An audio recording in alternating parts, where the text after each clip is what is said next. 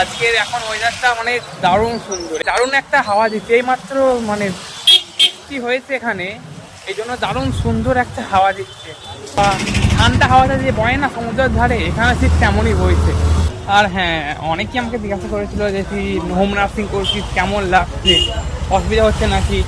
তো প্রথম তো খুবই অসুবিধা হয়েছিল আমার, মানে প্রথম দুদিন আমি থাকতে পারিনি, এমন অসুবিধা। মানে নতুন তো প্রথম প্রচুর অসুবিধা হয়েছিল, যে থাকতে পারিনি, কীভাবে থাকবো আর থাকবো। কিন্তু একটাই জিনিস, ফোকাস আর নেভার গিভ আপ। মানে হাল ছিল না বন্ধু, হাল ছিল না।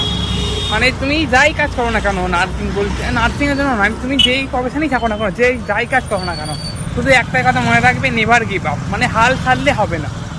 আর এই ধারে মানে পিছনে দেখতে পাচ্ছ, এইখানে মোড় আছে, এখানে অন্য একদিন যাবো, তোমাদেরকে দেখাবো। তো এটাই কথা আমার বলার কি, আমি যেখান থেকে উঠে এসেছি, আমি ভাবতেই পারিনি কখনো ব্যাঙ্গালোরে পড়বো।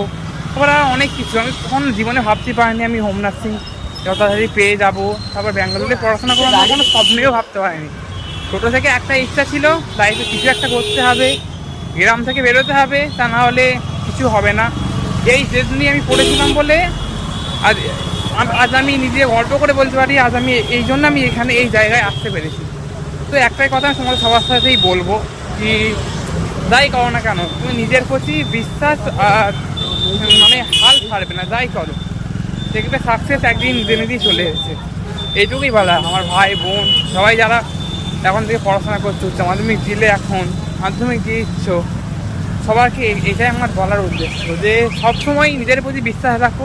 হ্যাঁ, আর ফ্যামিলি, তুমি যে ফ্যামিলি থেকেই হও, তুমি আমার ফ্যামিলির ব্যাকগ্রাউন্ড হয়তো জানো যে আমি কীভাবে নিজের থেকে চেষ্টা করে এখানে আসতে পেরেছি। তো নিজের চেষ্টা হচ্ছে সেই মানে সবথেকে বড় চেষ্টা। তুমি যদি নিজে চেষ্টা না করো, তুমি যদি এক্সকিউজ দাও যে আমার ফ্যামিলি গরিব, আমার বাবার টাকা নেয়, কিংবা অনেক কিছু যদি এভাবে তুমি এক্সকিউজ দাও, তাহলে তোমার মানে কোনোভাবেই হবে না সম্ভব। আমি বললাম না, এই প্রথমে ভাবতে পারিনি আমি ব্যাঙ্গালোরে পড়াশোনা করবো, এত আমার ফ্যামিলির অবস্থা ছিল। তো আমি চেষ্টা করেছি নিজে থেকে, তো এই জন্যই হতে পেরেছি। এটুকুই বলা যে নিজে চেষ্টা করো, দেখবে উপায় নানান রকম রাস্তা খুলে দেবে তখন। মানে ভগবান থেকে একজন আছে, সে তোমার চেষ্টা থাকলে নানান পথ এমনি খুলে যাবে।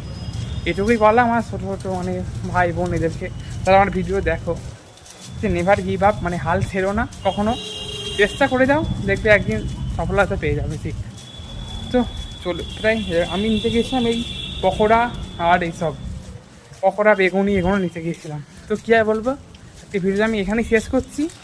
অন্য কোনো দিন অন্য কোথাও গেলে আবার ভিডিও করবো। কমেন্ট করো কেমন হচ্ছে ভিডিওটা, কমেন্ট করো। বাই।